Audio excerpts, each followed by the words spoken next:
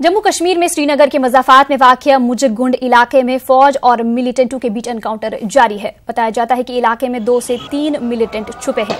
इतलात के मुताबिक इलाके में मिलिटेंटों की मौजूदगी के बाद फोर्सेस ने मुहासरा करके तलाशी कार्रवाई शुरू की थी। इलाके में फोर्सेस का ऑपरेशन जारी है। फोर्सेस की इजाफी नफरी को इलाके की जानिब रवाना किया गया है। कुछ मुश्तिल नौजवानों की जानिब से फोर्सेस पर पथराव की भी इतलात हैं। फोर्सेस और नौजवानों में झड़पें भी हो रही हैं। नाज़रीन, इस सिलसिले में मजीद बातचीत के लिए हमारे साथ मौजूद है एडिटर जम्मू कश्मीर मनोज कौल। मनोज, आपसे जानना चाहेंगे कि क्या सूरत हाल है इस वक्त अभी मुजगुंड की जो है वहां पे जो एनकाउंटर शुरू हुआ है उसका फौज का ऑपरेशन कहां तक पहुंचा? देखें उल्फत, अभी वहाँ जो गोलीबारी हो रही है, दोनों तरफ से गोलियों का तबादला हो रहा है। अब से कुछ देर पहले हमने धमाकों की भी आवाज सुनी थी और फिलहाल ये ऑपरेशन चल रहा है कि जैसा आपने पहले ही कहा कि आज शाम लगभग 5 बजे के करीब सिक्योरिटी फोर्सेस को ये इत्तला थी कि वहाँ कुछ मिलिटेंट मौजूद हैं और जिनके बारे में 2 से 3 नंबर बताया जाता है। हालांकि ये नंबर कितना सही ये बाद में पता चलेगा एनकाउंटर खत्म होने के बाद। लेकिन उसके बाद जब ये ऑपरेशन वहाँ शुरू किया गया, सर्च ऑपरेशन शुरू किया गया, तो वहाँ फायरिंग हुई। फायरिंग के बाद अभी भी वहाँ तबादला जो है गोलियों का वो चल रहा है और साथ ही जो आसपास के जो इलाके हैं वहाँ कुछ नौजवान इकट्ठे हो गए थे जिन्होंने पथराव किया और नारेबाजी वहाँ पुलिस पर और जो सिक्योरिटी फोर्स के दूसरे दस्ते वहाँ थे सीआरपीएफ के। तो फिलहाल जब आप और मैं बात कर रहे हैं तो ये ऑपरेशन चल रहा है, दोनों तरफ से गोलियों का तबादला जारी है। जी उल्फत। चलिए, बहुत बहुत शुक्रिया इस तमाम तफसीलात के लिए। आगे बढ़ेंगे। पुंछ में एक दिलदोज सड़क हादसे में 17 अफराद की मौत वाक़या हो गई। हादसे में 15 अफराद बुरी तरह जख्मी हो गए हैं। यह हादसा उस वक्त पेश आया जब मुसाफिरों से भरी बस लोरान इलाके से मंडी जा रही थी। इस दौरान पलेरा इलाके में पहुंचकर ड्राइवर के काबू से बाहर हो गई। ये गाड़ी करीब 500 फीट नीचे दरिया में जा गिरी। वाकये की खबर फैलते ही मकामी लोग और मंडी पुलिस जाए वारदात पर आ गए और रेस्क्यू ऑपरेशन शुरू किया। हादसे में जख्मी हुए अफराद को राजा सुखदेव अस्पताल मुंतकिल किया गया है। 9 जख्मियों को जीएमसी जम्मू रेफर किया गया। डीडीसी पुंछ राहुल यादव ने एक टीम के हमरा अस्पताल का रुख करके जख्मियों की इयादत की। एमएलसी शहनाज गनाई भी पहुंच गईं। डीडीसी पुंछ ने कहा कि गवर्नर इंतजामिया की जानिब से हादसे में फौत हुए अफराद के अहले खाना को फीकस 5 लाख रुपए जबकि जख्मियों को फीकस 50,000 रुपए फराहम किए जाएंगे। डीडीसी ने कहा कि हादसे की वजूहात का पता लगाया जा रहा है।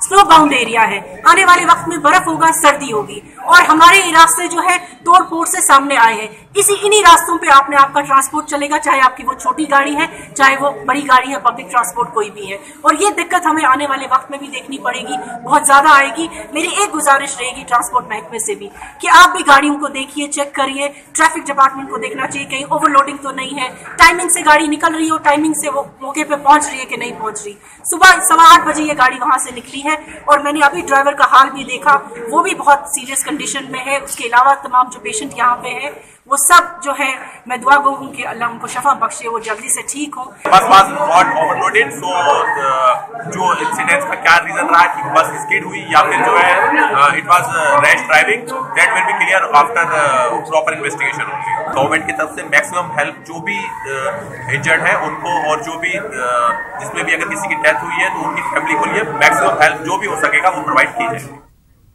उधर अवंतीपुरा में आज एक मिट्टी से भरे ट्रैक्टर को हादसा पेश आया। मिट्टी अनलोड करने के दौरान अचानक ट्रैक्टर की ट्रॉली फिसल गई। इस पर सवार रत्नीपुरा का रहने वाला नौजवान रऊफ अहमद ट्रॉली के नीचे दब गया, जिसकी मौत वाकये पर ही रुनमा हुई। पुलिस स्टेशन अवंतीपुरा ने इस हवाले से केस दर्ज करके मजीद तहकीकात शुरू कर दी है।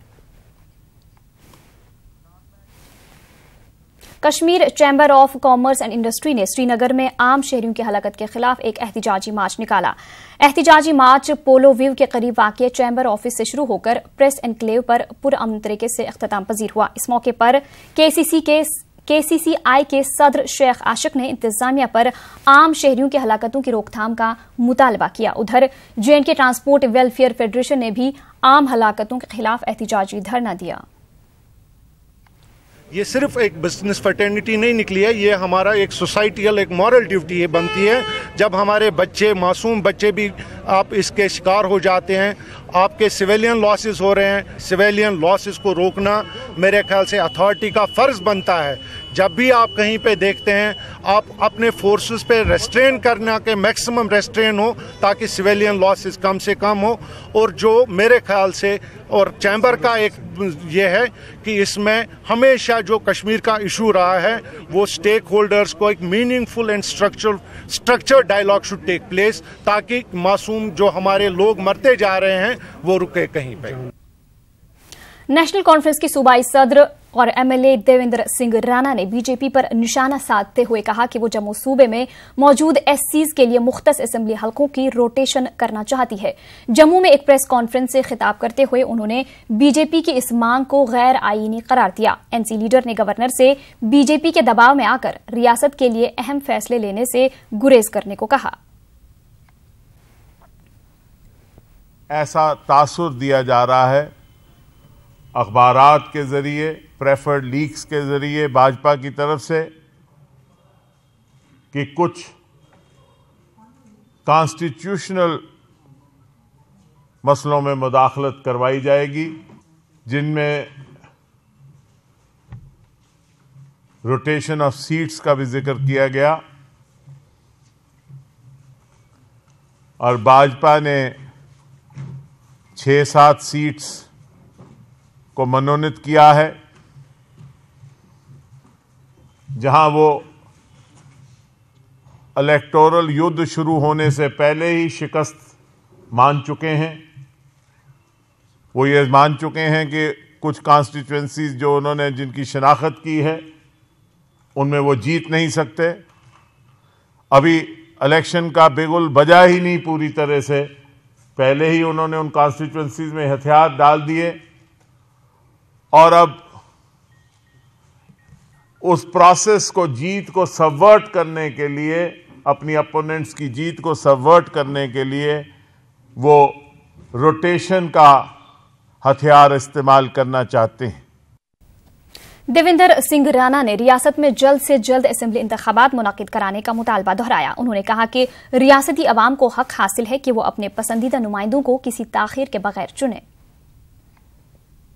ये उनसे गुजारिश की कि हम चाहते हैं कि इलेक्शंस भी जो हैं वो फौरी तौर पे करवाई जाए ताकि लोग अपना मतदान देकर वो सरकार बनाएं जिस पे उनको यकीन हो और एतमाद हो, ताकि लोगों की रोज़मर्रा की जो मुश्किलात हैं उनका हल हो। गवर्नर रूल एक स्टॉप गैप अरेंजमेंट हो सकता है, लेकिन लोगों के साथ इंटरफेस जो है जमहूरियत में तभी हो सकता है जब उनके चुनिंदा नुमाइंदे फैसले की जगह पे बैठे हों। और इसलिए हमने उनसे ये भी गुजारिश की कि फौरी तौर पे इलेक्शन करवाई जाए।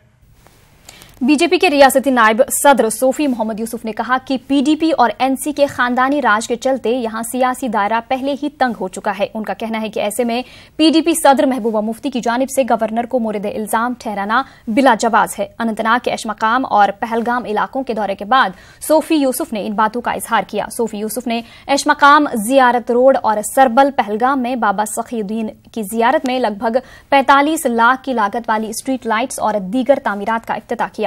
कई वफूद ने उनसे मुलाकात की। उन्होंने पॉलिटिकल स्पेस कहां रखी है?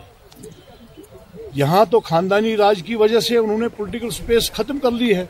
1947 से लेके नेशनल कॉन्फ्रेंस ने, फिर 99 से जो है महबूबा मुफ्ती जी की सरकार बनी, तो अब वो यहाँ पे गवर्नर अगर आए हैं, गवर्नर बहुत अच्छा काम कर रहे हैं, उस पर उंगलियां उठाते हैं। मुझे लगता है कि अवाम ये देखते हैं और अवाम उनसे नाराज हो गए हैं कि मुझे लगता है कि बड़ा ईमानदार गवर्नर है, ईमानदारी से वो काम कर रहा है और पॉलिटिकल स्पेस जो है जो इन्होंने खत्म किया उसको हम बहाल करना चाहते हैं और गवर्नर साहब भी उसको बहाल करना चाहते हैं। मागा में गुलशन कल्चरल फोरम कश्मीर के बैनर तले वादी की कई अदबी, सकाफती और समाजी अंजुमन के नुमाइंदों ने मरकजी सरकार की वजारत बराए फरोग इंसानी वसाइल के खिलाफ एहतजाज किया। वजारत के डिजिटल पोर्टल से कश्मीरी जबान को हटाए जाने के खिलाफ एक पुरअमन एहतजाजी रैली निकाली गई। एहतजाजियों ने इस हुक्मनामे के खिलाफ शदीद नाराजगी का इजहार किया। उन्होंने इसे फौरी तौर वापस लेने का मुतालबा किया। एक करारदाद भी पास की गई। भाषा संगम पोर्टल के इस फैसले की पुरजोर मजम्मत की गई।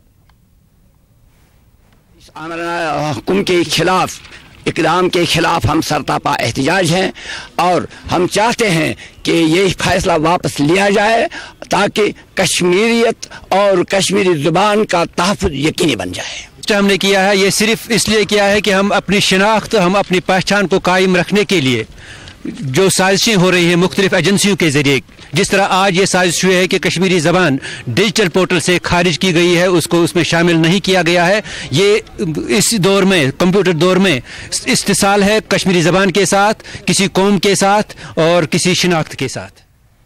जेकलाई सेंटर श्रीनगर में आज 9 तरबियत याफ्ता जवानों का पासिंग आउट पैरेड मुनक्किद हुआ। रियासत के 259 जवानों ने इसमें हिस्सा लिया। मेहमान खुसूसी की हैसियत से मौजूद मेजर जनरल M.K. दास ने परेड की सलामी ली। परेड में शरीक नौजवान बाकायदा तौर आर्मी के लाइट इन्फेंट्री में शामिल हो गए हैं।